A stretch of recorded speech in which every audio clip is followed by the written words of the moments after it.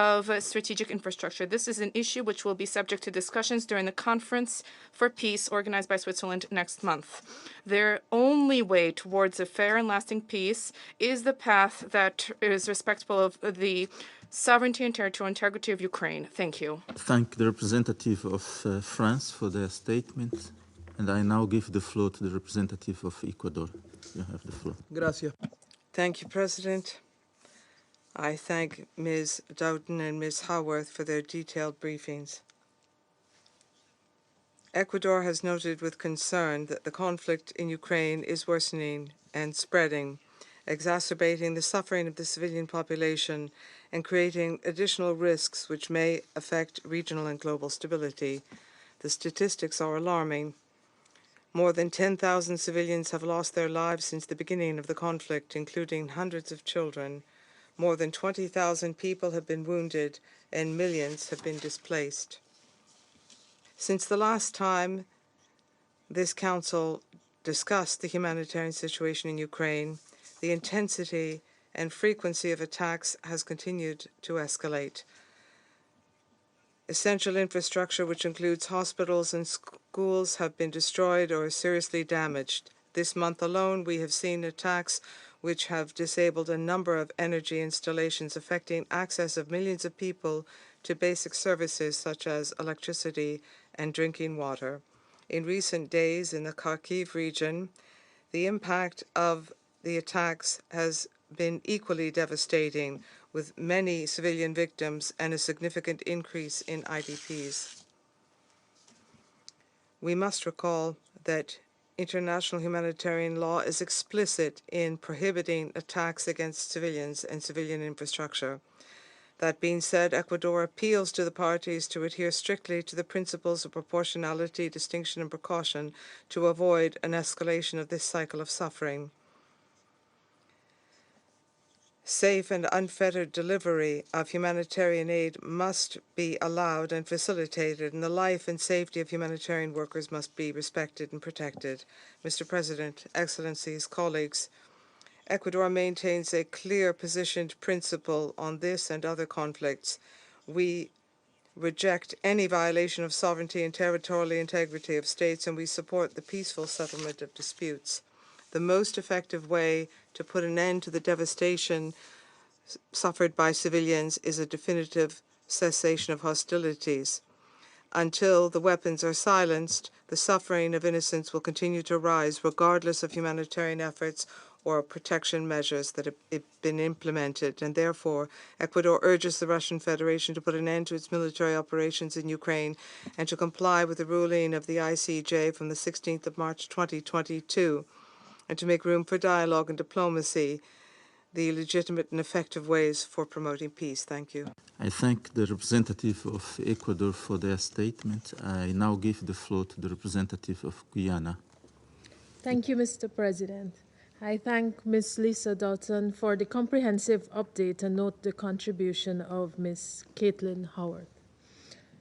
I also welcome the participation of the representatives of Ukraine, Germany, Estonia, Poland, Denmark, and the European Union in today's meeting. Mr. President, despite the many calls by this Council for full compliance with international law, including international humanitarian law, and for the parties to the conflict to comply with the legal requirement to protect civilian objects, they continue to be destroyed almost daily. Guyana is deeply alarmed by the unrelenting attacks on residential buildings, schools, medical facilities, grain ports, and energy facilities since the start of this war in February 2022. We are also concerned that these attacks were often unrelated to frontline engagement and appear to have little regard for the requirements of proportionality and military necessity. International humanitarian law is clear in its prohibition of attacks targeting civilians and objects indispensable to the survival of civilians.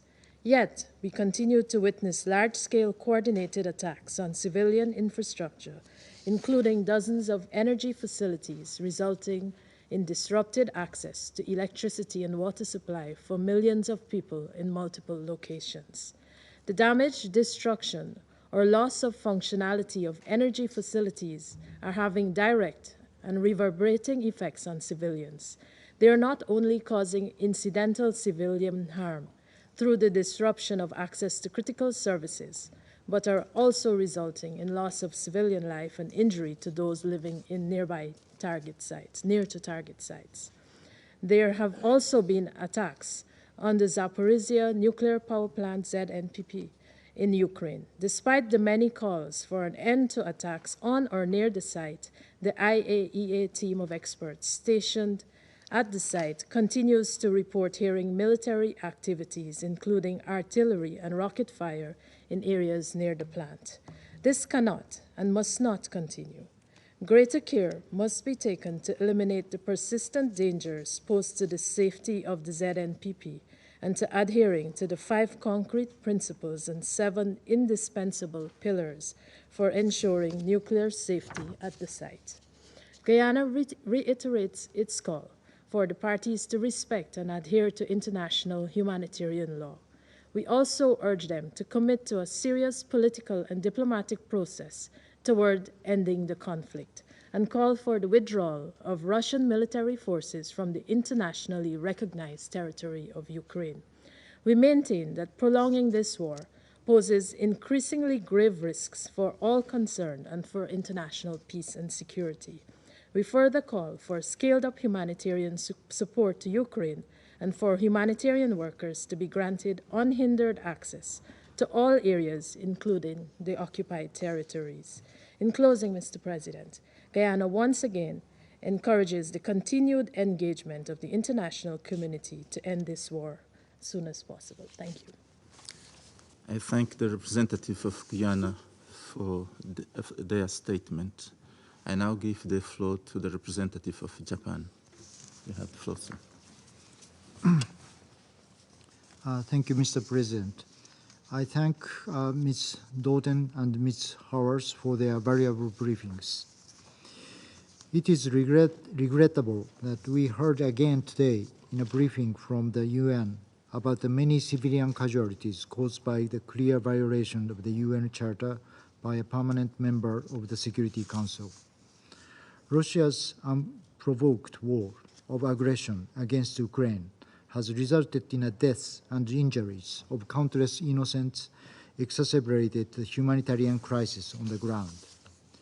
Energy-related facilities throughout Ukraine are under continuous attack. On May 8th, President Zelensky said that Kiev, Zaporizhia, and other regions have been attacked with more than 50 missiles and 20 drones. The Energy Minister of Ukraine said that about 80% of thermal power plants have been damaged. We also note that OCHA reports intensified attacks in the Kharkiv region are causing civilian casualties, widespread destruction, and displacement from frontline and border areas. Japan is deeply distressed by Russia's continuous disregard for international law, including international humanitarian law, IHL.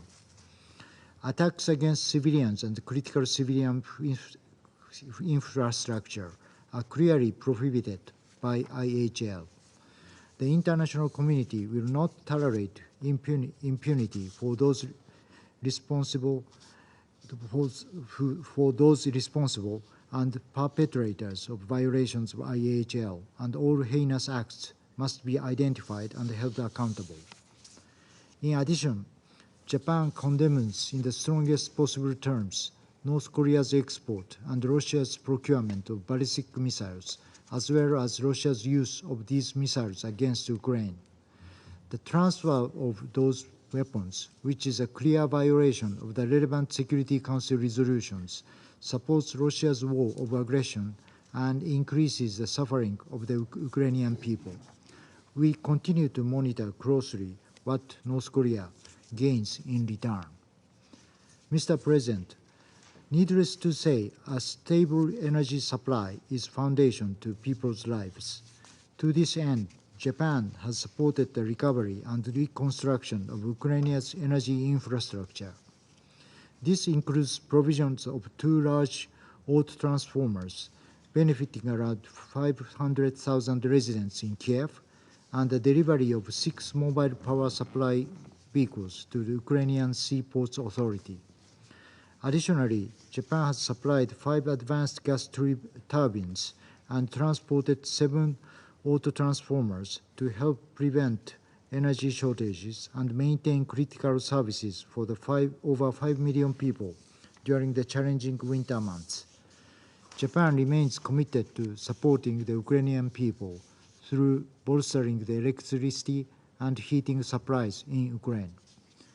Mr. President, once again, we reiterate our clear position to urge Russia to stop the aggression and immediately and unconditionally withdraw from the internationally recognized territory of Ukraine.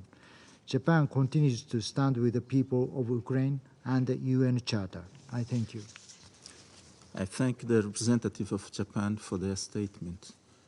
I give the floor to the representative of Algeria. You have the floor. سيد الرئيس، بداية أود أن أشكر ليزا داوتن. Mr. President, allow me to begin by thanking Ms. Lisa Doughton for her briefing. I also followed with great interest the briefing provided by Ms. Caitlin Howard. Mr. President, in a number of meetings, Algeria has expressed its great concern at the worsening humanitarian situation in the crisis in Ukraine and this mindset of confrontation which reigns over the situation between the parties. It has tragic repercussions on civilians and ramifications regionally and internationally. The loss of civilian life, the suffering of refugees and IDPs, the destruction of the civilian infrastructure, including energy power plants, are a source of great concern to us. In addition to that, there is worsening in tensions, the pursuit of hostilities, and an exacerbation of this polarized situation which has dangerous repercussions in the international arena, without mentioning the economic fallout and impact and the social impact, in particular in the energy sector. We therefore reiterate our appeal for diplomatic efforts to be pursued in order to avoid a further humanitarian crisis and to address the humanitarian suffering without any distinction. Cessation of hostilities is needed. Civilians must be protected, and the UN Charter and international law, including international humanitarian law, must be respected. Algeria calls on all parties to set aside this mindset of confrontation and to find what is needed in order to restore comprehensive dialogue and constructive dialogue on the basis of the principles of the peaceful settlement of disputes, and we urge the parties to direct their efforts to find a just and lasting solution to the crisis in Ukraine, basing themselves on the goals and purposes and principles of the UN Charter and the legitimate concerns of both parties. Thank you. I thank the representative of Algeria for their statement. I now give the floor to the representative of the United Kingdom. You have the floor, ma'am. Thank you, President. And I thank Director Lisa Doughton and Director Caitlin Howarth for their informative briefings. This spring, Russia has targeted power plants, electricity substations, and gas storage facilities across Ukraine. The United Kingdom calls for an immediate halt to this destructive campaign against Ukraine's energy infrastructure. Millions of people already face disruption to power, heating, and water supply. These attacks are making an appalling humanitarian situation worse. This is especially the case for frontline communities, as the attacks and lack of power hamper humanitarian partners' communications and movements. The most recent attack on the 8th of May involved over 70 missiles and drones. Since March, at least 14 power stations have been hit. Iranian-made UAVs remain Russia's weapons of choice in these attacks against civilians and their infrastructure. Colleagues, Russia has targeted Ukraine's energy infrastructure since the start of the full-scale invasion in 2022, and before that. In 2015, thousands of consumers experienced power outages when Russia hacked Ukrainian energy grids. Now, this pattern of Russian aggression continues in an attempt to terrorize civilians, obstruct livelihoods and businesses, and ultimately to break down Ukraine's resolve. But Ukrainians will not allow Russia to do that. The UK has committed $55 million to the Energy Community's Ukraine Energy Support Fund and over $214 million in overall support to the energy sector in Ukraine. We encourage donors to support this fund, to consider rapid provision of new or refurbished energy equipment, and to help provide air defense systems to protect Ukraine's civilian infrastructure. Together, we will help Ukraine repair, restore, and defend its energy infrastructure. One country could end this wanton destruction and suffering immediately. The United Kingdom calls on Russia to cease its attacks and withdraw from the internationally recognized territory of Ukraine. Thank you. I thank the representative of the United Kingdom for their floor. I now give the floor to the representative of the United States. Thank you, Mr. President. Thank you, OCHA Director Doughton, for your sobering briefing. I'd also like to thank Ms. Howarth for her well-researched presentation today. Mr. President, it has been over a month since our last meeting on the devastating humanitarian toll of Russia's aggression against Ukraine, including the country's energy and critical infrastructure. Civilians continue to bear the brunt. Reports continue of Russian forces committing torture, sexual violence, and the forced transfers and deportations of civilians, including children. The UN Human Rights Monitoring Mission verified that at least 604 civilians were killed or injured in Ukraine in March alone, a 20% increase from February. At least 57 of them were children. Millions of people have been left without electricity because of Russia's coordinated attacks on Ukraine's grid infrastructure, power generation, and natural gas infrastructure. These large-scale attacks striking Ukraine's cities and infrastructure are a clear escalation. They threaten critical services, including electricity, water treatment, and heating. Power plants in Kharkiv are operating at 20% capacity due to nearly daily attacks, forcing the evacuation of tens of thousands of civilians. Mr. President, next week, this Council will be subjected to yet another meeting where Russia will claim that Western arms are to blame for prolonging the war it started. Russia only need look in the mirror to understand why more than 50 countries have provided critical support for Ukraine's forces. Last month, the United States announced a $1 billion in new assistance to Ukraine. This assistance includes urgently needed capabilities like air defense equipment to defend Ukraine's citizens from Russia's relentless attacks. Since February 2022, the United States has also provided nearly $2.9 billion in humanitarian assistance to Ukraine and neighboring countries. This includes life-saving support for the 3.4 million people who remain internally displaced and nearly 6.5 million refugees. Newly approved supplemental funding will help maintain the humanitarian response amidst unabated attacks on civilians and civilian infrastructure. The recent increase in Russian attacks reinforces the need for urgent humanitarian support to reach the 14.6 million people in need of assistance. We urge donors to support the humanitarian response through the Ukraine Humanitarian Fund or other partners.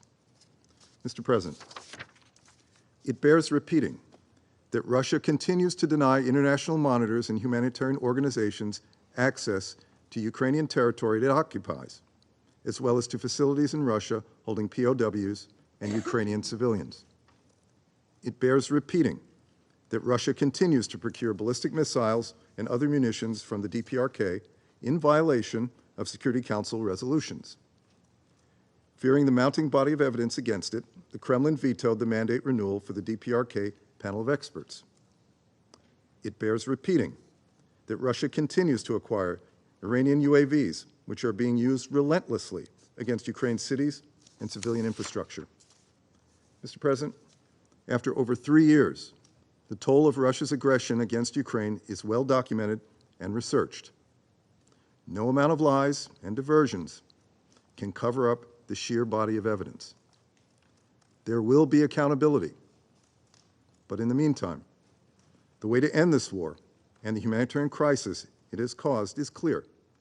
Russia must cease its aggression and immediately and fully withdraw from all territory within Ukraine's internationally recognized borders.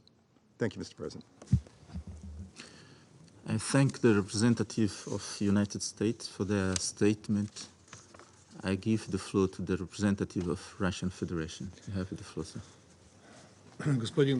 Mr. President, in what is now becoming a tradition, our Western colleagues once a month gather us here, all of us here, to hold meetings on Ukraine, the sole purpose of which is to demonstrate the steadfast support of the collective West for the Zelensky regime, which is on the cusp of complete collapse. These meetings are now becoming sessions of collective self-hypnosis, which are intended first and foremost for the domestic Western audience. And at the same time, not a single utterance of truth about what is happening in Ukraine, nor about the root causes of the Ukrainian crisis, will you hear from Western colleagues. The Kiev regime sponsors, including those who are queuing up, namely non-members of the Security Council, EU countries, instead of this are engaging in trotting out tall tales, terrifying tall tales about the situation in Ukraine, and are attempting to create the impression about the intolerable suffering of civilians as a result of the actions of the Russian Federation. It is difficult to do this, rather difficult for them to do this, insofar as the Russian aerospace force strikes against facilities which are related to the military capabilities of the Kiev regime, are high precision in nature.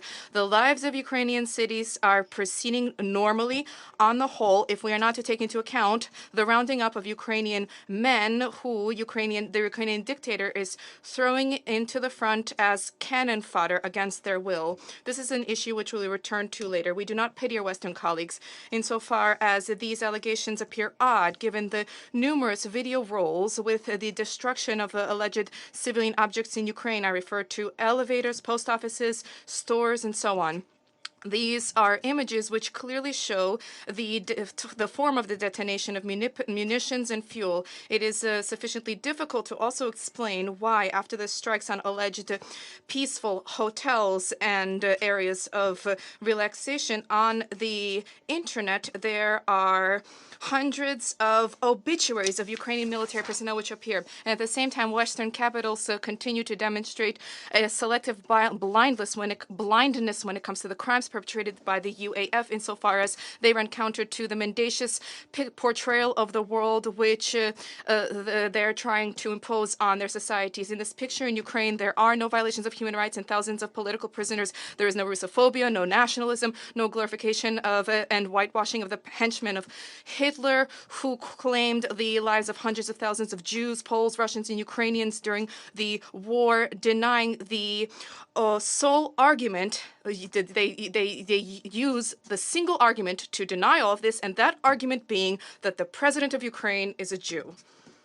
Mr. President, if our Western colleagues were striving to convey to the international community at least an iota of the truth about what is happening in Ukraine, then they would not sweep under the rug, but rather they would condemn the latest craven terrorist attack perpetrated the day before yesterday by the Kiev regime. For it is perfectly well known that on 12th of May, the peaceful Russian city of Belgorod once again was targeted by a large-scale missile strike.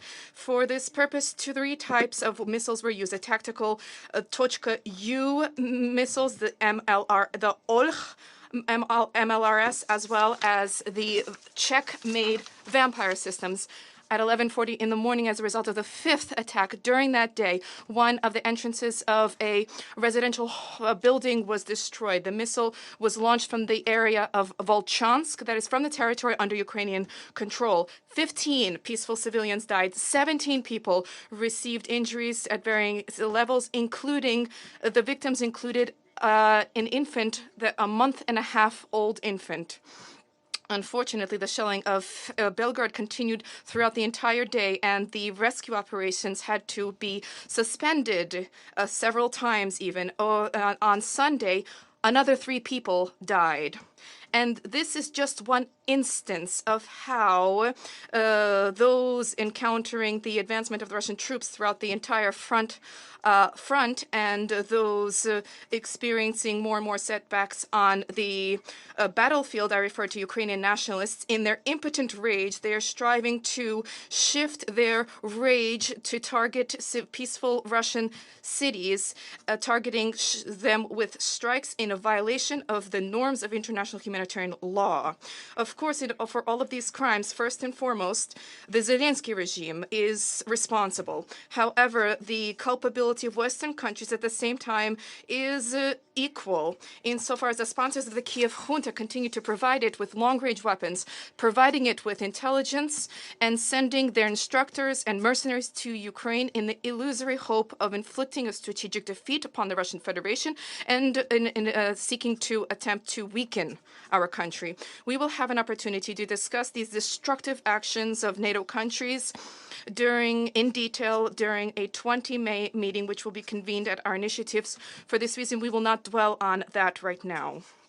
I will merely state that having abandoned hope of achieving the results, having lost hope in their proteges, the sponsors of the Kiev regime have now begun to explicitly and overtly provide permission or grant permission to target peaceful objects with the weapons that they have been providing. For example, in early May, the British Foreign Minister, James Cameron, made a revelatory statement that the weapons provided by London can be used to carry out strikes against Russian territory, including in areas beyond the special military operations confines. The Latvian Foreign Ministry also confirmed that Ukraine received weapons from partners with permission to strike against Russian territory. And at the same time, in Western capitals are shamelessly avoiding discussion of the openly used terrorist ISIL-like methods which are used by their proteges, organizing attacks against journalists and activists on Russian territory. In March, this went so far as to include a major terrorist attack which was ordered targeting Crocus City Hall in Moscow. And if we are to add to this the long-standing disregard of repressions against dissenters and those against the Kiev regime, for example, the death in the torture chambers of the Ukrainian security forces of a U.S. journalist, Gonzalo Lira, it is hardly surprising that the citizens of Western countries are putting more and more questions to their authorities, and they are denying these authorities of their support. For with their indulgence and collusion in the crimes of the Zelensky regime, they are trampling upon those very values which they portray as the core pillars of the democratic world. Present-day Ukraine no longer seeks to conceal its decaying anti-democratic neo-Nazi essence. For example, in April, Kiev informed the Council of Europe about restrictions of the constitutional rights and freedoms of Ukrainians. In other words, the Zelensky regime took a decision thereby to formalize the long-standing practice of oppressing its own citizens. Information about staggering levels of violations of human rights in Ukraine is so difficult to sweep under the rug that even reports published in late April from the U.S. State Department points to numerous instances of torture, persecution against the church, arbitrary arrests, politically motivated killings. Letting off steam in this way, Washington, London, and Brussels, based on their customary practices, pin all the blame on Russia, at the same time forgetting that the persecution of dissenters and violations of human rights began in Ukraine long before the special military operations, at the very minimum, immediately following the anti-constitutional coup in Maidan 10 years ago. Distinguished colleagues, today the residents of Ukraine are encountering a qualitatively new level of violations of their rights. In just a few days, on the 18th of May, Ukrainian men of enlistment age will effectively become disenfranchised. With the entry into force of a new law on mobilization, they will find themselves outside the law. They will lose control of their property, monetary funds. They will no longer be able to renew or receive documents. And nonetheless, conscription evasion in Ukraine has reached staggering levels. This is exceedingly inconvenient for Zelensky and his sponsors, insofar as, according to their view of the world, the Ukrainians should readily march forth to defend their country. In fact, only in Romania, as became well known, 11,000 men of enlistment age fled. 19 people died in this attempt. In order to flee the country, potential enlistees abandoned their vehicles at the border. They don the garb of women and they carry out all sorts of clever tricks in order to deceive the border guards, their border guards. At the same time, the danger of entering the front is something which only the poor and disenfranchised face.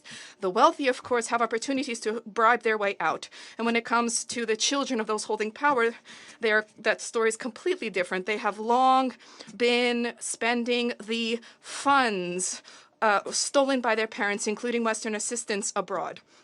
Colleagues, this is what is of concern to Ukrainians, not the lofty words of Western sponsors who are only interested in Ukrainians fighting on the front. And Ukrainian social networks, so where the repressive machine of Zelensky has not yet reached, there are increasingly vociferous, seditious issues being raised. What are Ukrainians fighting for, and for whom? The arrogant, tainted by corruption Kiev henchman and his clique who trampled upon their own constitution and are losing even their formal legitimacy on the 21st of May? Are they fighting for their Western geopolitical interests to weaken Russia? Ordinary Ukrainians are increasingly becoming to clearly understand that their interest in this war, which the U.S. and satellites prepared the country for at least since 2014, that they have no interest whatsoever here. Especially given that when they receive news about the lives in the territories liberated from the Kiev regime, where former Ukrainian citizens finally are able to exercise their right to speak in their native tongue, in Russian. To conclude, I wish to turn to our colleagues from developing countries. Consider all of these trends, the sincerity of which you can easily see when next time you are called upon to support certain formulae or plans advanced by the Ukrainian henchman and his Western sponsors. They are so divorced from reality that any meetings during which the discussion of this is proposed to be held will become a pure loss of time. In the worst of cases, you will become complicit in prolonging the agony of the Kiev regime, and the cost of this will be tens, if not hundreds of thousands of the lives of ordinary Ukrainians who are being thrown into this pointless meat grinder, contrary to their will, contrary to the interest of their country. It is possible to stop this merely by sending away Zelensky and his clique and the entire Maidan authorities to put them where they deserve, namely the dustbin of history. And this is what we are seeking to achieve right now. Thank you. I thank the Russian representative for their statement. I now give the floor to the representative of Slovenia. You have Thank you very much, Mr. President. I'd like to thank Director Dalton for her briefing and Ms. Howard for her contribution. Mr. President, let me make a couple of points on behalf of my delegation. One, As the resident coordinator, Denise Brown, stated recently, there are no peaceful mornings in Ukraine. Since the last time we met on this file in early April, more than 1,000 drone and missile attacks were recorded across Ukraine. Cities like Kharkiv and Odessa were hit especially hard. Thousands of people have again been forced to flee as their homes are being destroyed, finding themselves in urgent need of humanitarian assistance. Aerial pounding of critical civilian infrastructure is continuing unabated, as reportedly 140 educational facilities were damaged or destroyed in attack across the country in 2024 alone. In parallel, UNICEF has reported that the rate at which children are dying has increased by nearly 40% in the first quarter of 2024 in comparison to the same period of last year. 2. Russia's use of cluster munitions. According to the latest reports, Russia has used cluster munitions in its bombardment of Odessa in late April. Using such weapons in a densely populated area is against all rules of international humanitarian law. In one instance, submunitions were reportedly scattered across a 1.5 km radius, which will pose a threat to civilian population for years to come. Slovenia, as a state party to the Convention on Cluster Munitions, condemns the use of these indiscriminate weapons in the strongest possible term. 3. Attacks against critical energy infrastructure. In the last month, millions of Ukrainians lost power as the result of Russian barrage of Ukrainian energy infrastructure. The country's energy sector was hit especially hard last week when 3 thermal power stations were damaged. The intensity of the recent attacks against critical energy infrastructure outpaces the one from winter of 2022-23.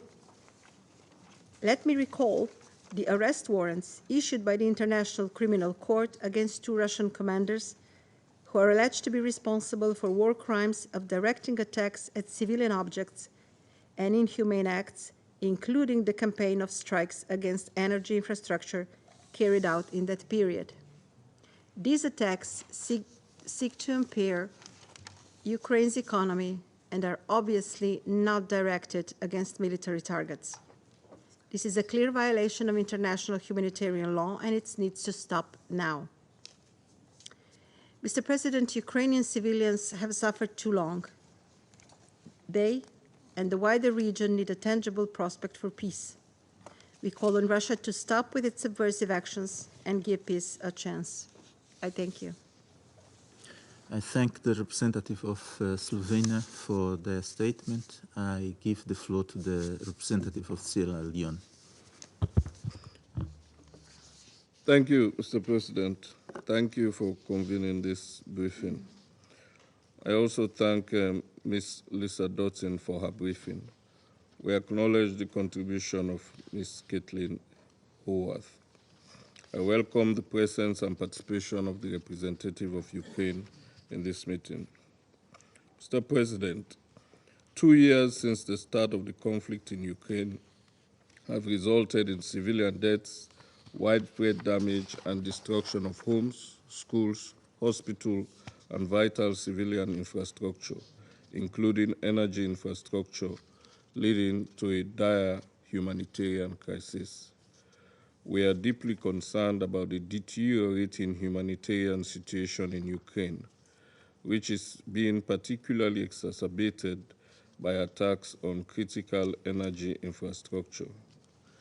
Reports from Ukraine as recent as on 8 May suggest significant strikes on Ukraine's energy infrastructure. The attack reportedly caused significant damage to 3 thermal power plants, 4 hydroelectric power plants, 17 major high-voltage substations, and a gas storage facility in the Lviv region. Reports also suggest that the attacks have severely hampered Ukraine's energy capacity. More than 800 district heating facilities were destroyed or damaged, and up to 8 gigawatts of power generation was lost. 412 settlements remain offline, and hourly outages continue for household and industrial consumers in the Kharkiv and Kryvyi Rih Dnipro regions. Overall, it is estimated that 50% of Ukraine's pre-conflict energy generating facilities are offline, and an estimated $1 billion will be needed for their restoration. We are concerned that attacks on the energy infrastructure have resulted in major disruptions in supply of essential services such as electricity, water, and gas to medical facilities, manufacturing industries, and places of work for a significant portion of the population. The impact on the provision of essential services slows down production levels and reduces economic activity. We are also alarmed by the impact on healthcare facilities, including those with incubators and other life-saving devices, which in some cases had to resort to the use of batteries that ran out before the establishment of power, putting the lives of many at risk.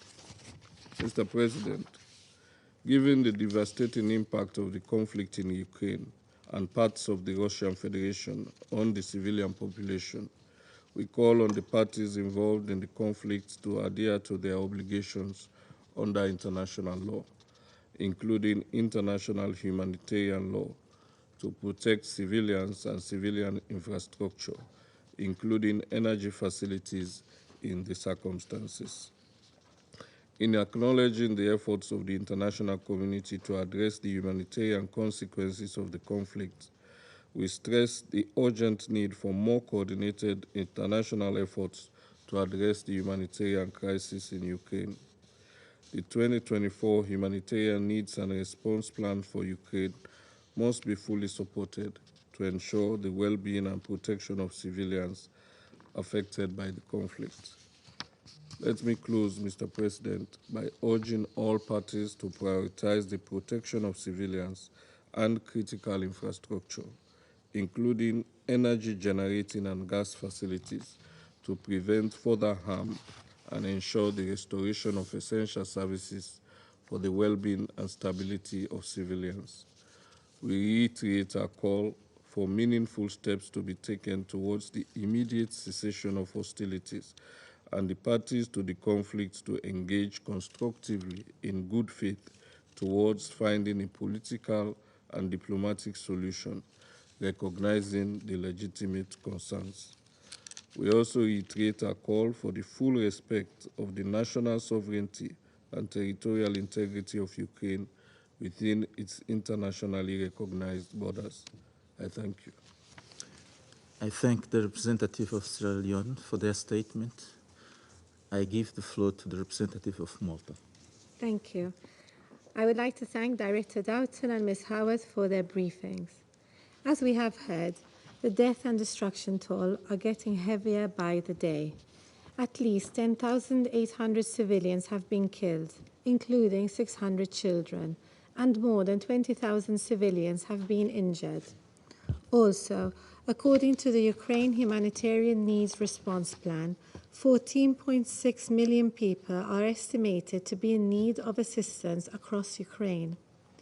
Malta remains seriously concerned by the lack of humanitarian access, and we urge Russia to allow and facilitate a safe, timely, and unimpeded access in line with its obligation under international humanitarian law. Russia's indiscriminate attacks further exacerbate the dire humanitarian situation in Ukraine, with over 14 million people in need of assistance. We must also not forget that the humanitarian consequences of Russia's war go beyond Ukraine. Russia has weaponized food and undermined global food security by terminating the Black Sea Grain Initiative, as well as shelling Ukraine's grain storage and export facilities. Malta will continue to support the EU's solidarity lanes, as well as all efforts aimed to address the humanitarian consequences of Russia's aggression. President, not a single week passes without airstrikes destroying the lives of thousands of Ukrainians. we once again condemn, in the strongest possible terms, the ongoing Russian aerial assaults on cities and critical infrastructure across Ukraine. Just last week, Russia carried out one of the biggest aerial assaults against Ukrainian power generation and transmission facilities in several regions. This deadly trend encompasses daily drone, missile, rocket, and artillery attacks in Kharkov, Odessa, Kherson, Donetsk, regions. These attacks are yet another example of Russia's disregard for human life, since they have disrupted vital services such as electricity, heating, water, gas, and other essential services for hundreds of thousands of civilians. As of today, more than 800 heat supply facilities have been destroyed or damaged, and the attacks have caused more than $1 billion worth of damage to the energy sector. Malta expresses its concern about the humanitarian consequences that this may cause, given reports that the latest energy disruptions will last for several months due to the extent of the widespread damage. Continuous attacks on schools and medical facilities are also having far-reaching consequences, making access to essential healthcare and education even more challenging and impacting the basic rights to health and education. According to the World Health Organization, solely in the first trimester of 2024, there have been more than 70 attacks on healthcare providers, supplies, facilities, warehouses, and transport in Ukraine. This is unacceptable.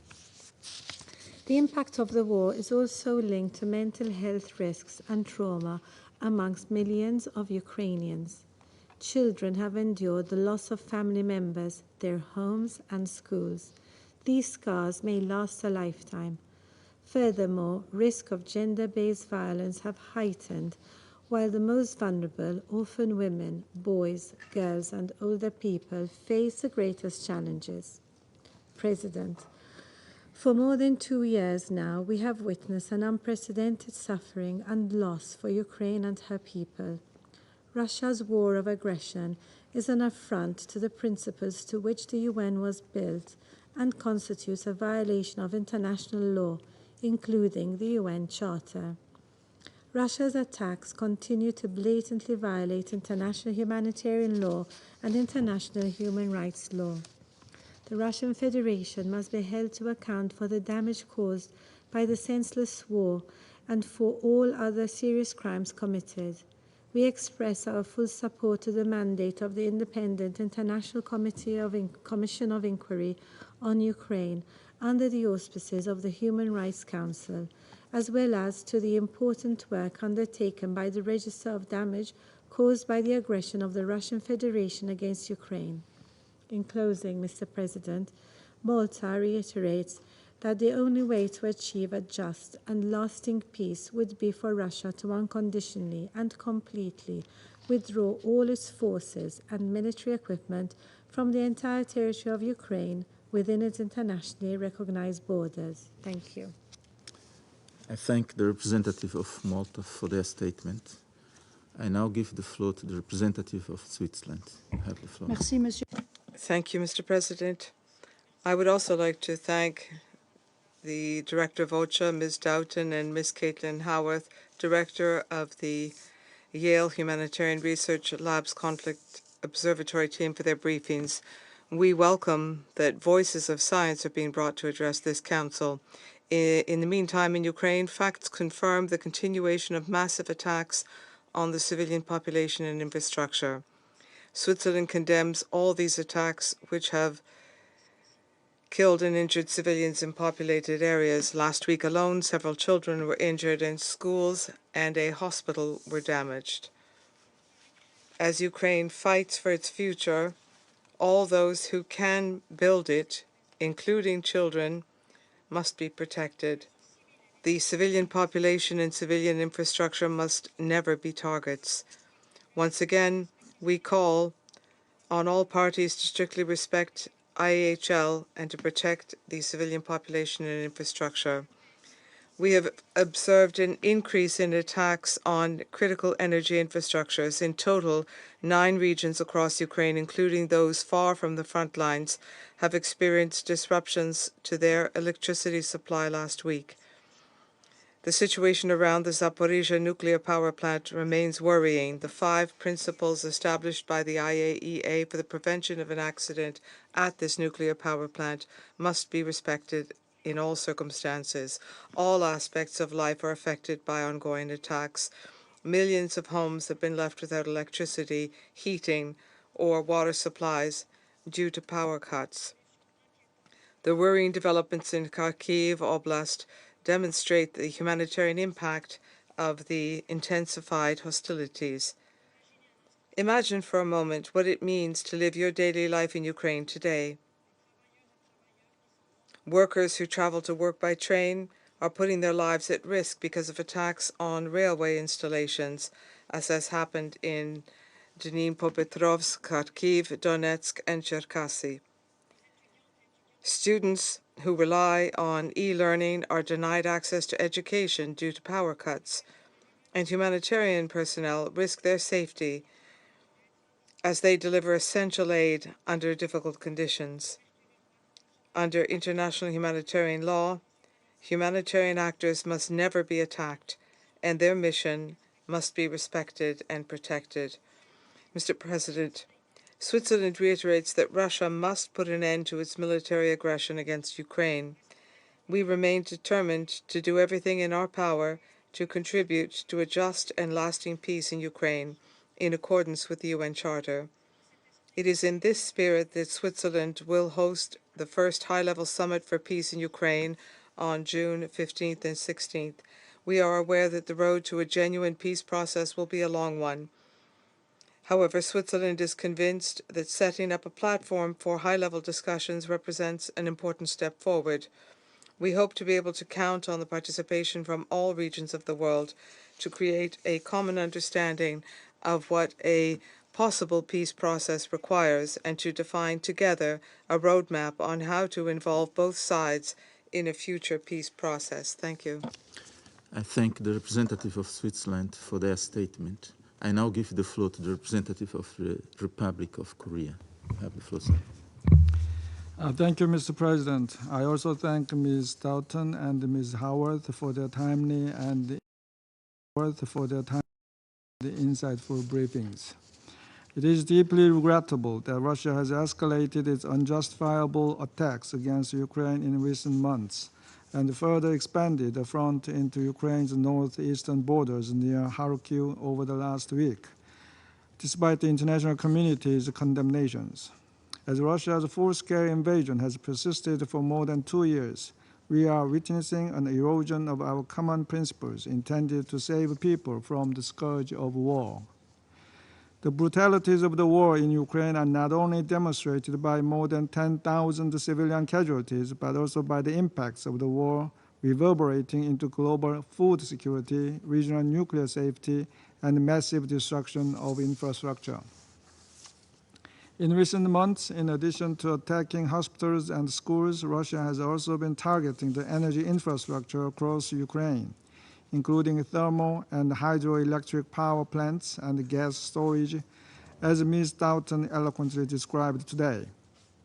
According to recent media report, 80% of the thermoelectric power plants in Ukraine were damaged, and Ukraine's power generation has decreased by 30% as a result of Russia's attacks. This tactic apparently aims to cripple Ukraine's basic functions and demoralize the Ukrainian people's ability to fight against the aggressor. Such actions are unacceptable, as targeting civilian infrastructure is in violation of international humanitarian law, as articulated in the first protocol additional to the Geneva Conventions, particularly when they are indispensable to the survival of civilian population. Today, critical energy infrastructure holds far more significance in people's daily lives than decades ago, when international humanitarian laws were created and developed. Therefore, they deserve particular protection by warring parties. In addition to hindering access to electricity for millions of Ukrainians in the short term, the destruction of energy infrastructure has long enduring impacts on the humanitarian situation in Ukraine. Indeed, the recent ICRC report highlights domino effects, where the destruction of energy infrastructure leads to the disruption of other basic services such as the delivery of water and sanitation. And the lack of safe water, sanitation, and electricity can all impair the requisite operation of hospitals and the viability of food production and distribution, leading to the spread of disease, death, and displacement, disproportionately affecting children and women. Needless to say, drastic increase in humanitarian needs caused by the collapse of the critical energy infrastructure will make effective and coordinated humanitarian operations on the ground even more challenging. Lack of access to essential services will make both recovery and reconstruction there even harder in the long term. Mr. President, as repeatedly emphasized in the previous meetings, my delegation once again stresses that all the devastating events and human suffering transpiring in Ukraine are a result of Russia's illegal invasion. This must end now to save lives and restore humanity. The Republic of Korea will continue to stand with the people of Ukraine and provide vital assistance in the areas of security, humanitarian aid, and reconstruction until they achieve just and lasting peace as well as sustainable prosperity in their land. I thank you, Mr. President. I thank the representative of the Republic of Korea for their statement. I now give the floor to the representative of China. You have the floor. President, I would like to thank the two briefers for their briefings. As the Ukraine crisis grinds on, recently there has been some escalation of ground clashes, and horrific attacks occur from time to time, resulting in huge casualties and grave humanitarian impact. China is deeply concerned about this. In view of the prolonged fight in Ukraine and the increasingly dire humanitarian situation there, China has repeatedly called on the parties to the conflict to remain rational and exercise restraint, to strictly abide by international humanitarian law, and refrain from attacking civilians or civilian infrastructure. The longer the Ukraine crisis lasts, the more risks and challenges it will bring, and the more damage it will do to Europe and the world at large. Expeditiously realizing ceasefire, restoring peace, diffusing crisis, and building a balanced, effective, and sustainable European security framework is the common aspiration of the international community. China is neither the creator of the Ukraine crisis nor a party to it. We have all along been campaigning for peace and worked to promote talks and have played a constructive role in pushing for a political settlement to the crisis. At the outset of the fighting, President Xi Jinping spoke with the leaders of Russia and Ukraine on the phone, calling on the two sides to stop fighting as soon as possible and resolve the differences through diplomacy and negotiations and settle their disputes peacefully. Later on the basis of in-depth discussion with all parties and fully heeding their views, China has proposed the four-should principle to politically resolve the Ukraine crisis, namely the sovereignty and territorial integrity of all countries should be respected. The purposes and principles of the UN Charter should be observed. The legitimate security concerns of all countries should be taken seriously. All efforts conducive to resolving the crisis peacefully should be supported. During his recent visits to France, Serbia, and Hungary, President Xi Jinping had in-depth exchange of views with European leaders on the Ukraine crisis. He pointed out that China and Europe should work together to oppose the spillover and escalation of the fighting, create conditions for peace talks, and to safeguard international energy and food security and the stability of global industry supply chain. During President Xi's visit to France, China and France also agreed to seize the Paris Olympics as an opportunity to advocate a worldwide ceasefire during the Games. Over the past 2+ years, the special representative of the Chinese government for Eurasian affairs has engaged with representatives of the Russian Federation, Ukraine, and relevant European countries on political settlement of the Ukraine crisis, conducted in-depth discussions with all parties, and conveyed messages promoting cessation of hostilities. Recently, the special representative had just completed his third round of shuttle diplomacy in Turkey, Egypt, Saudi Arabia, and the UAE, among others. In all these diplomatic efforts and meetings and talks, China's message is consistent. China's proposal is also consistent. To sum it up, it is a message of 8 words, namely advocating peace, promoting talks, finding a political settlement. President, history has repeatedly proven that at the end of the day, conflicts can only be resolved through negotiations, and that military means cannot bring lasting peace. The Ukraine crisis is no exception. China calls on parties to the conflict to promptly resume dialogue and engagement and jointly lower the tension, and calls on the international community to create conditions for early cessation of hostilities. China will continue our objective and impartial position, maintain communication with all parties concerned, and make unremitting efforts towards a political settlement of the Ukraine crisis. I thank you. I thank the representative of China for their statement. I shall now make a statement in my capacity as the representative of Mozambique.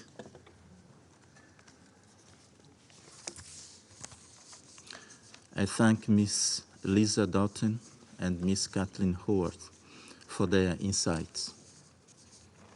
I also welcome the representative of Denmark, Estonia, Germany, Poland, and Ukraine, as well as the representative of the European Union in this meeting. Distinguished Council members, the war in Ukraine has resulted in a severe refugee crisis, numerous casualties, widespread infrastructure damage, forced displacement of civilians, and long-lasting impact. International efforts are crucial to alleviate suffering and address this humanitarian catastrophe. This conflict poses serious threat to regional and international peace and security. We remain profoundly concerned over the situation. Regrettably, the prospect for a mutually accepted solution remain elusive, since the conflicting parties firmly believe in a military logic and zero-sum game logic at the expense of cooperative approach. The repeated and consistent calls from the international community, including this Council, for the immediate cessation of hostilities can no longer be ignored. Dear colleagues, according to OSHA, by the end of 2024, nearly 300 million people around the world will need humanitarian assistance and protection, requiring almost 46.4 US billion. Conflicts are the primary driver of this fragile global humanitarian landscape. The humanitarian tragedy in Ukraine adds immense pressure to this dire global context. As we reflect on this grim reality, we must consider promoting peace, dialogue, and understanding through diplomacy, aid, or grassroots effort. Every step towards conflict resolution matters. In this regard, we would like to reiterate once again our 4 points position. Firstly, civilians bear the brunt of this conflict. Their protection is paramount under international humanitarian law. All parties must ensure their safety and uphold relevant Security Council resolutions. Secondly, the principles of distinction, precaution, and proportionality must be scrupulously adhered and upheld by all parties. Thirdly, all parties must facilitate full, safe, rapid, and unhindered access for humanitarian personnel and relief to civilians in need. And lastly, ending this conflict is the sole way to address its humanitarian consequence. Against this backdrop, Mozambique advocates for a political and negotiated solution as the only path to lasting and sustainable peace between the two countries. We reiterate our call for the immediate cessation of hostilities and the return to direct negotiation without preconditions. I thank you. I resume my function as President of the Council. I now give the floor to the representative of Ukraine. You have the floor, sir. Thank you, Mr. President. Distinguished members of the Security Council, I would have also recognized here the envoy of dictator Putin if he had not covertly extracted himself from the Soviet permanent seat, leaving behind the residual junior team. He has certainly failed to hypnotize not only the European members of the Council, but also its African, Asian, and Latin American responsible members.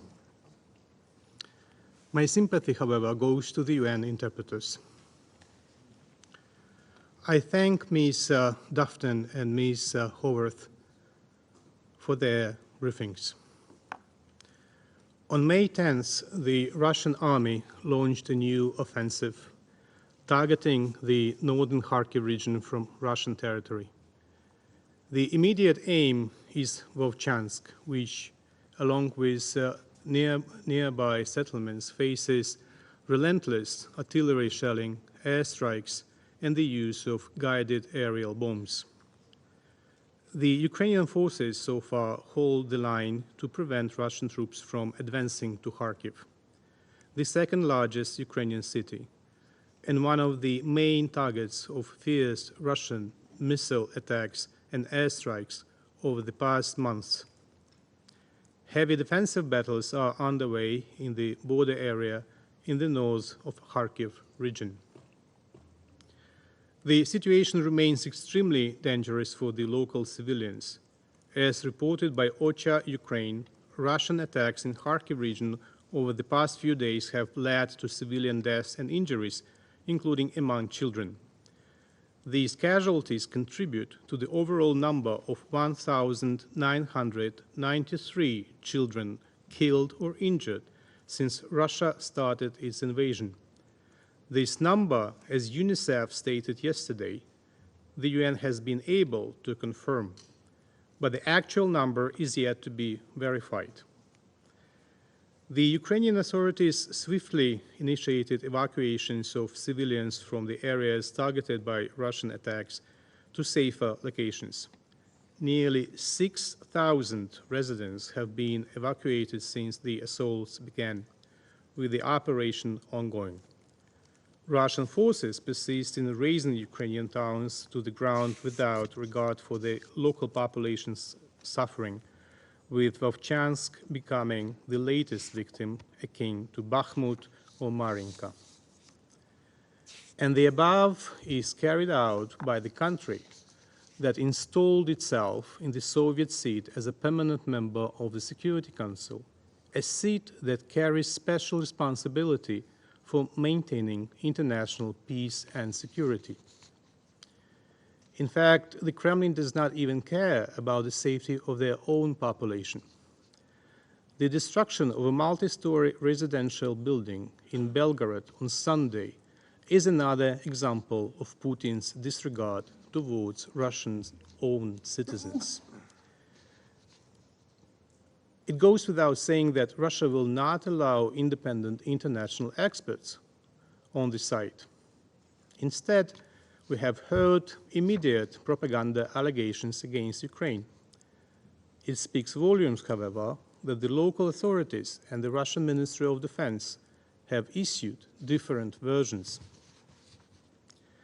As Putin's envoy decided to stick to the version of the Russian Ministry of Defense, I would like to remind him of his own cynical statement, and I quote, "While Ukrainian anti-air missiles misfiring or straying off course, hit residential buildings and civilian objects.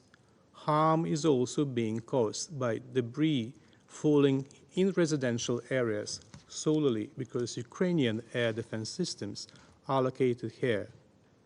He can quote this statement to his new Minister of Defense now, referring to the version by the Ministry of Defense of Russia. However, what experts draw attention to is the similarity of the destruction to the consequences of a guided aerial bomb explosion. Recently, reports of unauthorized drops of such aerial bombs from Russian aircraft over the territory of the Belgorod region have become routine. Several incidents have already occurred in May. For example, on May the 4th, a Russian aircraft dropped a 500-kilo bomb on Belgorod, damaging 30 private houses. On May the 12th, a similar bomb fell on the territory of Razumne 54 village in the Belgorod region. According to reports by Russian online sources, there have been 33 such incidents with unauthorized drops in Russian border areas and occupied Ukrainian areas since March this year.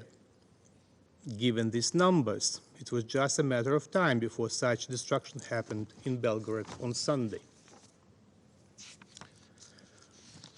Mr. President, further deliberate aggravation by Russia serves a further proof of how far we remain from our goal of never again. The main motto of the anniversary of the victory over Nazism that the world marked last week. Atrocities of the war, again the reality for Ukrainians. On May the 8th, they woke up to air sirens and explosions.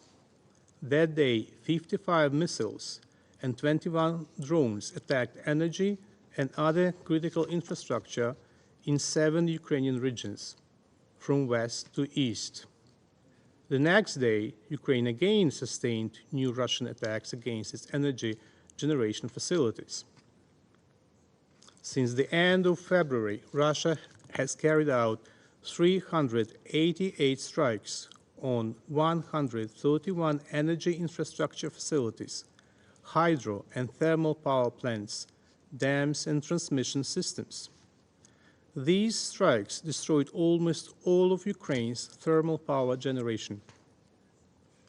On the 27th of April alone, 4 thermal power plants were damaged.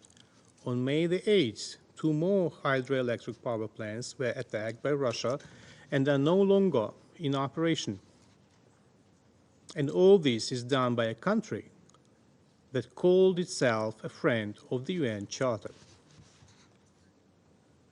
Mr. President, the world defeated Nazis 79 years ago, but their modern reincarnation continues to kill, to destroy, and to threaten.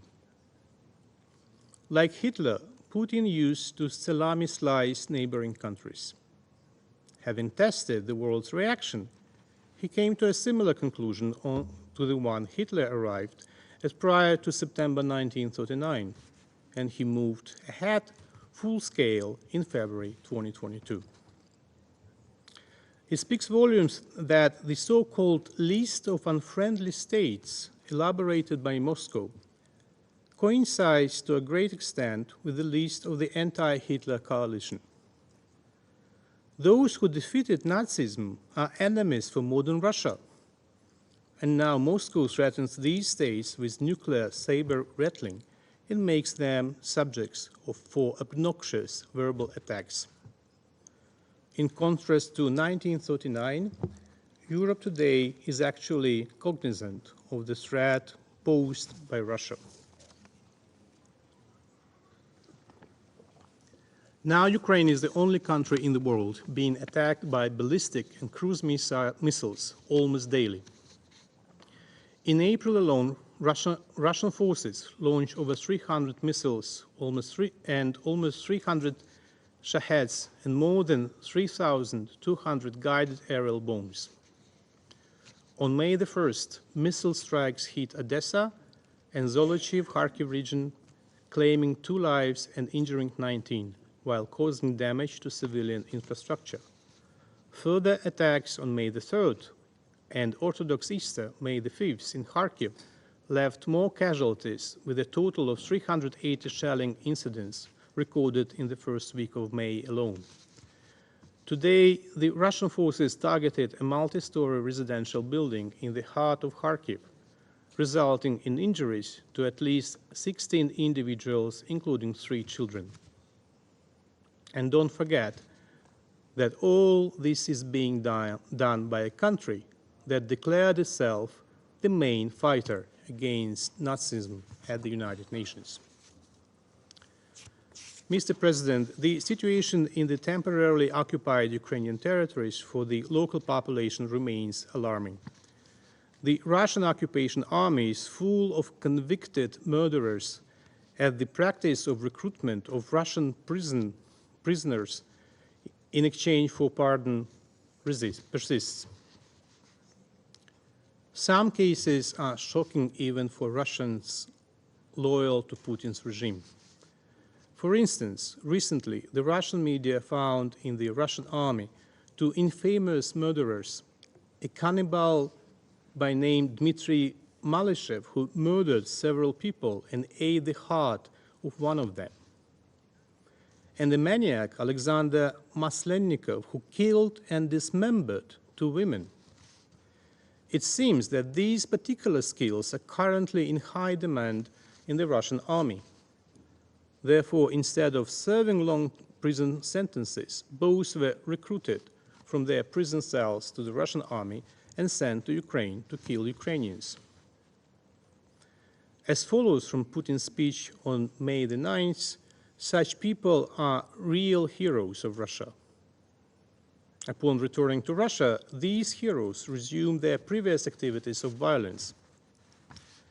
According to the Russian media, at least 24 convicted murderers who were pardoned and returned to Russia after participating in the war committed murders again.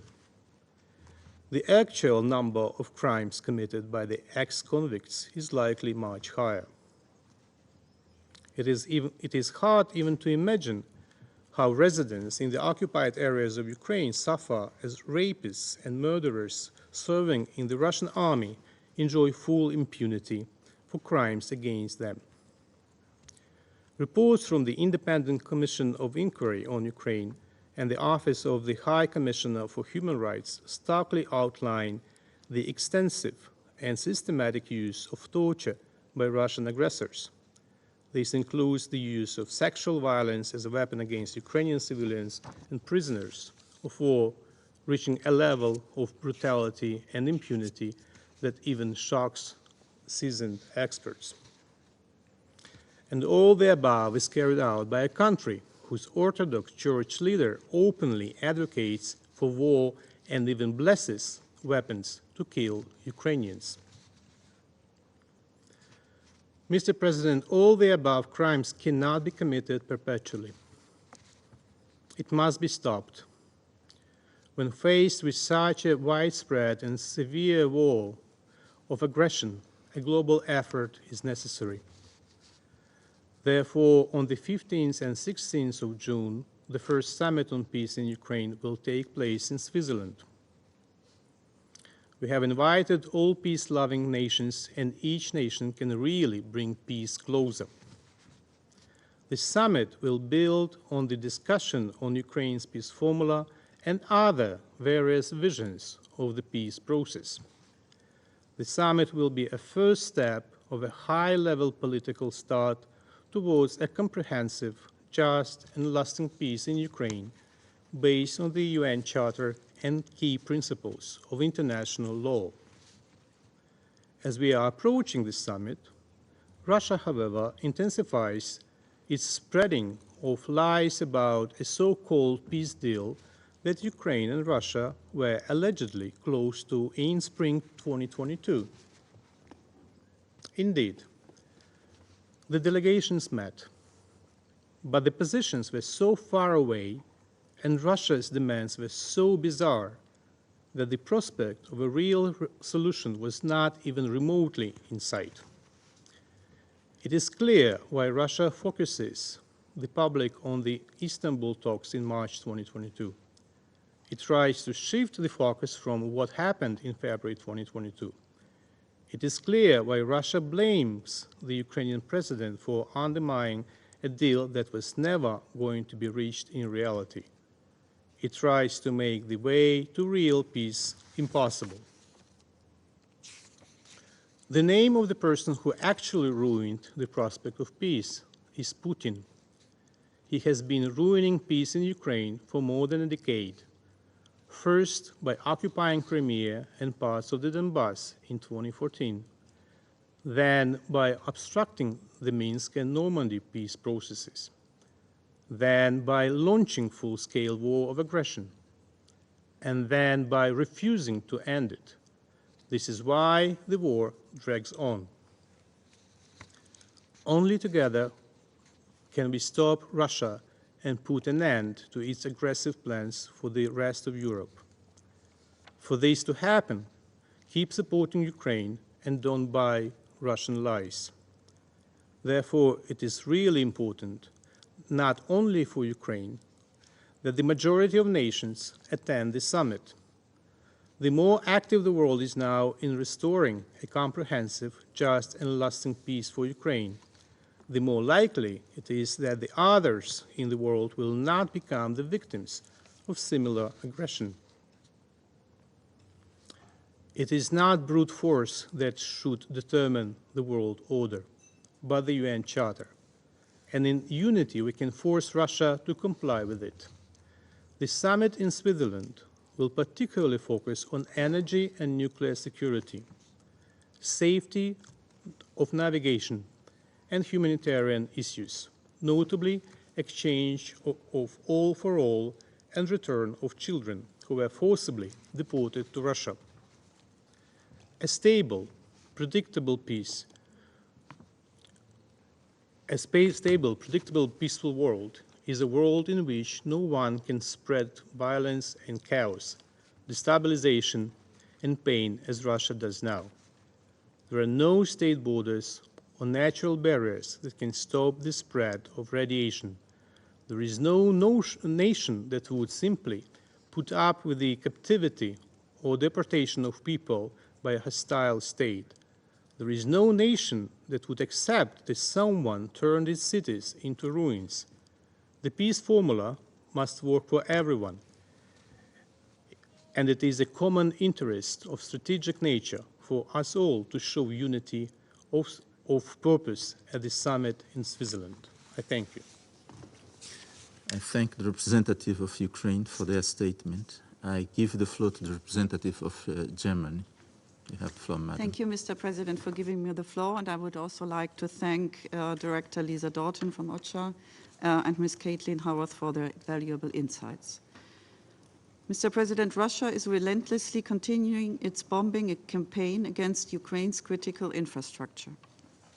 By doing so, it is systematically destroying the livelihoods of the civilian population in blatant violation of international humanitarian law.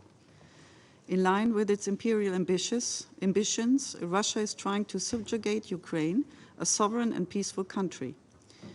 This is clearly incompatible with Russia's responsibilities as a permanent member of this Council. Russia is attacking the very foundation of the United Nations and of global peace and security. As a nuclear state, it is invading its neighbor that has renounced nuclear weapons, and by employing arms imported from Iran and the DPRK, it defies Security Council resolutions. To shield its illegal activities, it is dismantling the international arms control architecture and undermining instruments of this Council, such as the panel of experts for the DPRK Sanctions Committee. We, the international community, have to stand up for international law, for the UN Charter, and for humanity. We must protect Ukraine as well as this very organization from Russia's aggression. Germany supports Ukraine with political, humanitarian, and military means. Air defense systems supplied by Germany are actively helping to protect Ukrainian cities. We have also contributed in humanitarian relief efforts and as well as in reconstruction measures, including in energy infrastructure. Well, over 1 million Ukrainians have found refuge in Germany, mostly women and children. Germany continues its engagement in the search for a peaceful resolution in line with the UN Charter. The upcoming Peace Summit in Switzerland offers a unique platform in that regard. However, a just and lasting way out is only possible if Russia renounces its objective of conquest and annexation. Let me therefore conclude by again calling on Russia to immediately and unconditionally cease all its military operations, respect the territorial integrity of Ukraine, and to withdraw all its troops from Ukraine. Thank you. I thank the representative of Germany for their statement. I give now the floor to the representative of Estonia. You have. Mr. President, thank you for giving me the floor. I have honor to speak on behalf of the three Baltic states, Latvia, Lithuania, and my own country, Estonia. We also align ourselves with the statement of the European Union. First of all, let me thank distinguished briefers for their most valuable input. Many thanks. Mr. President, the humanitarian situation in Ukraine keeps worsening. Every month, Russia uses over 130 types of missiles, including missiles provided by the DPRK, over 320 Shahed drones, and around 900 guided aerial bombs against Ukraine.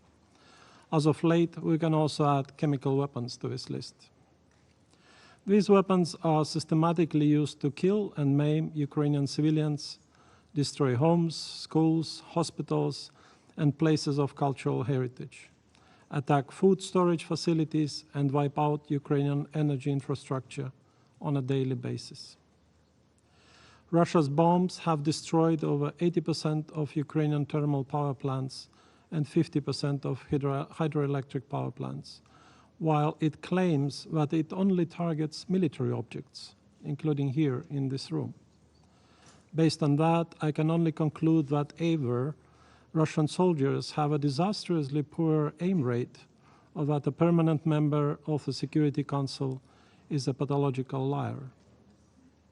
More than 1,700 attacks affecting healthcare facilities and personnel, as verified by World Health Organization, and over 1,000 educational facilities damaged or destroyed, as recorded by Office of the United Nations High Commissioner for Human Rights since 2022, and the pattern of double-tap attacks targeting civilians and the rescue workers helping them. These are the trademarks of Russia's aggression.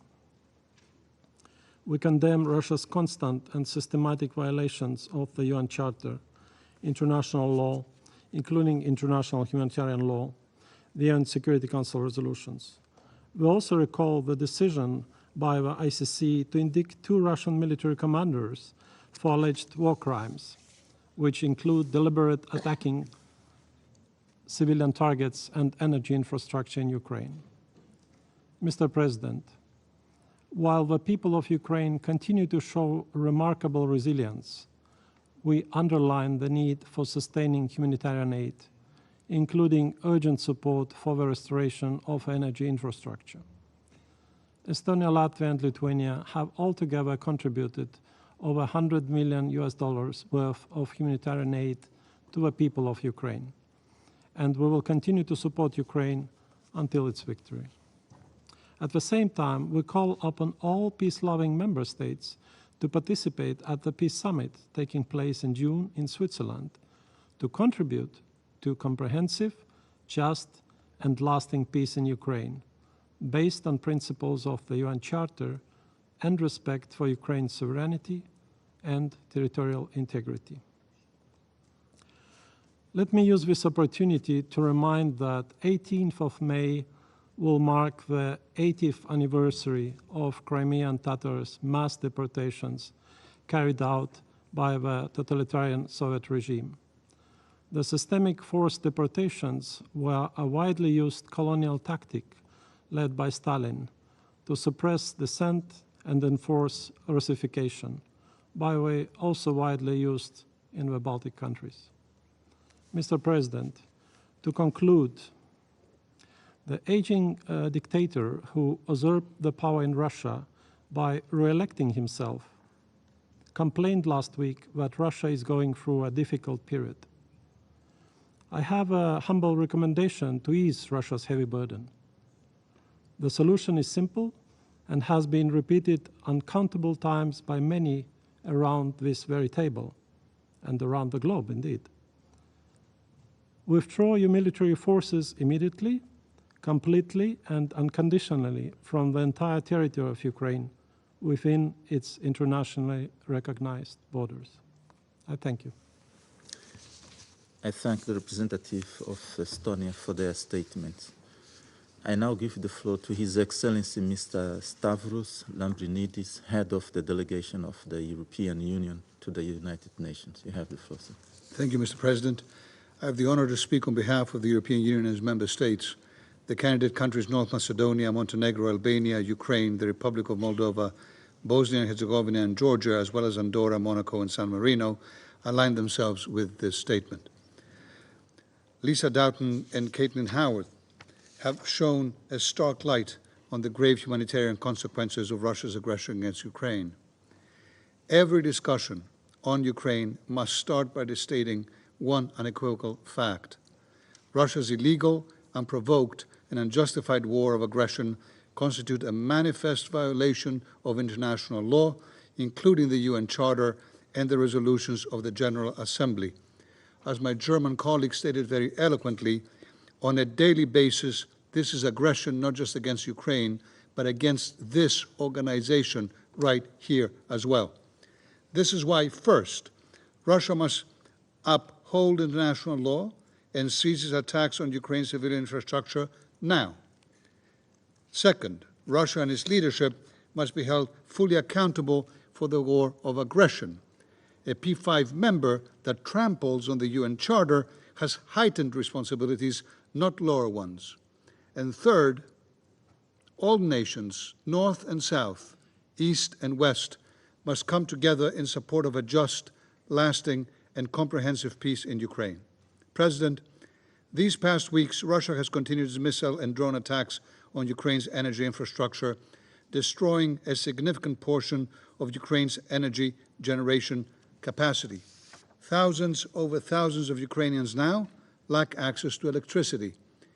Its missile attacks also continue in Odessa and other Black Sea ports, threatening the freedom of navigation and hindering grain and other deliveries to the global market. Russia continues, in other words, to weaponize food and deliberately undermines global food security. Such systematic airstrikes against Ukraine's civilian infrastructure, in and of themselves, violate international humanitarian law and must stop immediately and unconditionally. Indeed, there are credible reports of Russia using double-tap strikes, where the second attack hits rescue workers. Russia's indiscriminate attacks further exacerbate the dire humanitarian situation in Ukraine, with over 14 million people in need of assistance. You've heard so much about this here today. In response, the European Union and its member states have stepped up the provision of humanitarian and civil protection assistance, including, of course, power generators and power transformers. But Russia has an obligation to allow humanitarian aid to reach all those in need by enabling full, safe, and unhindered humanitarian access through the front lines, and to stop withholding aid from people in need in the areas it has temporarily occupied.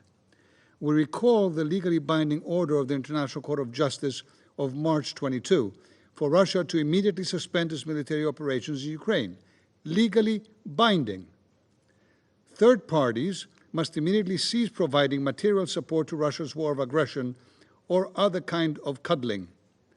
Secondly, Russia and its leadership must be held fully accountable for waging a war of aggression and for other most serious crimes under international law, as well as for the massive damage they have caused. The EU is firmly committed to ensuring full accountability for all crimes committed, including victims' rights to justice and reparation, as well as guarantees of non-repetition. We are working with all relevant multilateral and regional actors to achieve this. There can be no impunity for these crimes. Third, we reiterate our support for a comprehensive, just, and lasting peace in Ukraine. To this end, the aggressor must immediately, completely, unconditionally withdraw all its troops and military equipment from the entire territory of Ukraine, and it must respect Ukraine's sovereignty and territorial integrity in line with the resolutions of the General Assembly.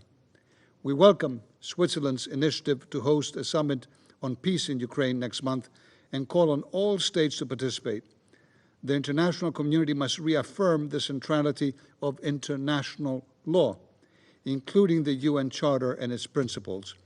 In closing, Mr. President, I reaffirm the European Union's unwavering support for Ukraine's independence, sovereignty, and territorial integrity within its internationally recognized borders.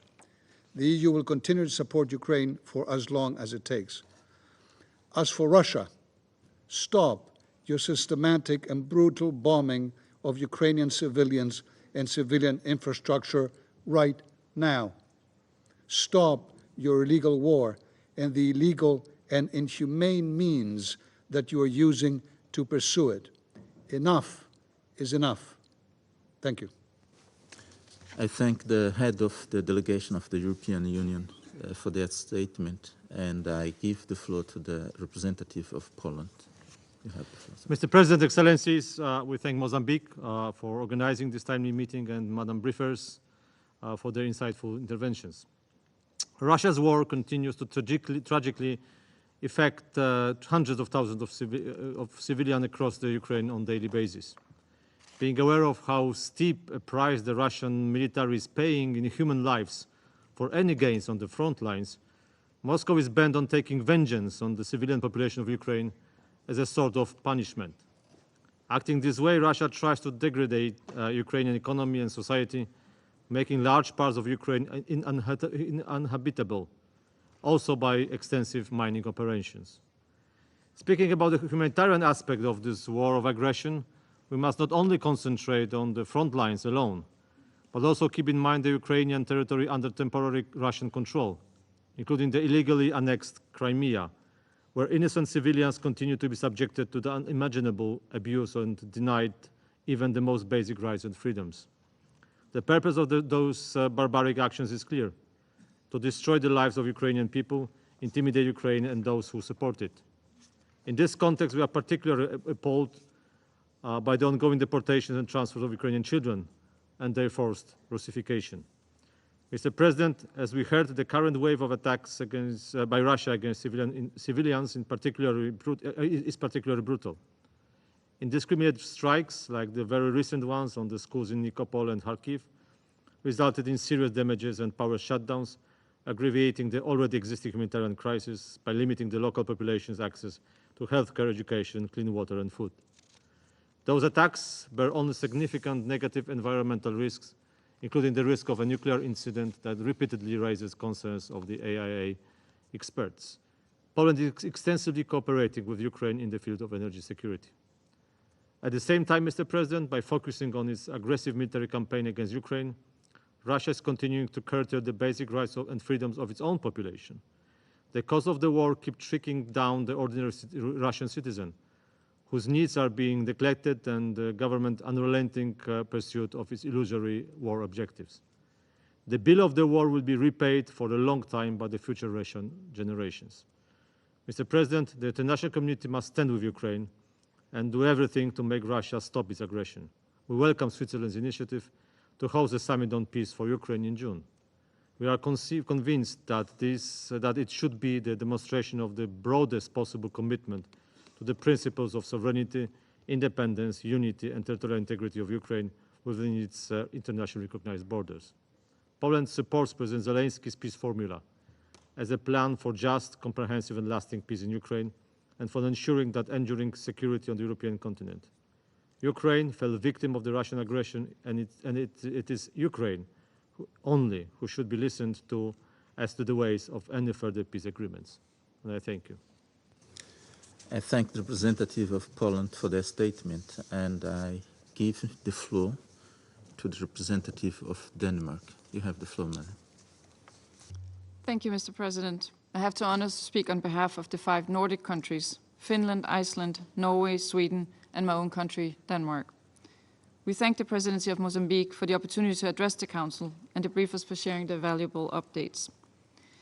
In recent months, Ukraine has endured some of the worst attacks since the start of Russia's illegal, unprovoked and unjustified war of aggression 2 years ago.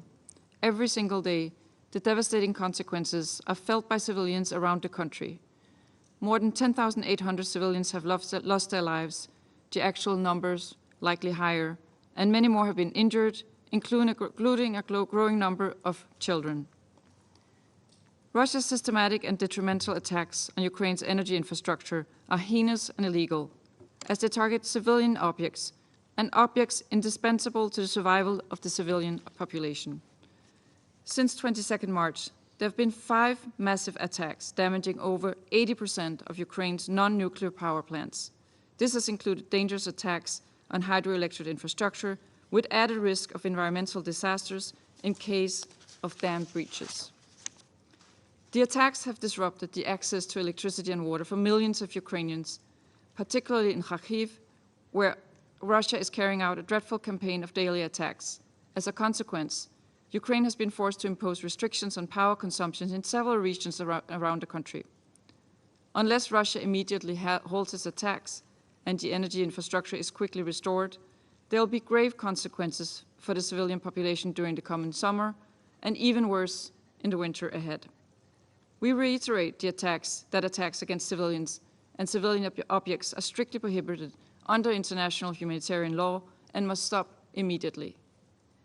President, we urgently call for full, safe, and unhindered humanitarian access to all areas in Ukraine, including those temporarily occupied by Russia. Humanitarian relief must be allowed to reach all civilians in need. We are also appalled by the continued reports of attacks on humanitarian workers and aid storage facilities. Just a few weeks ago, an airstrike caused considerable damage to the offices of the Danish Refugee Council in Kharkiv, forcing a temporary suspension of operations. We stress once again that humanitarian actors and their life-saving operations must be protected at all times. In closing, the Nordic countries continue to stand with Ukraine and its people, who have shown exceptional bravery and resilience in defending their freedom and our shared values. We continue to support efforts to ensure full accountability for international crimes committed in and against Ukraine. We echo the repeated calls for Russia to immediately cease all hostilities and withdraw its troops for the entire territory of Ukraine within its internationally recognized borders. We also extend our full support to the first summit on peace in Ukraine in Switzerland next month and hope that many countries will join. The Russian aggression and its detrimental global consequences demand united efforts, firmly based on international law, including the UN Charter, and in line with Ukraine's peace formula. Thank you. I thank the representative of Denmark for their statement. There are no more names inscribed on the list of speakers. The meeting is adjourned.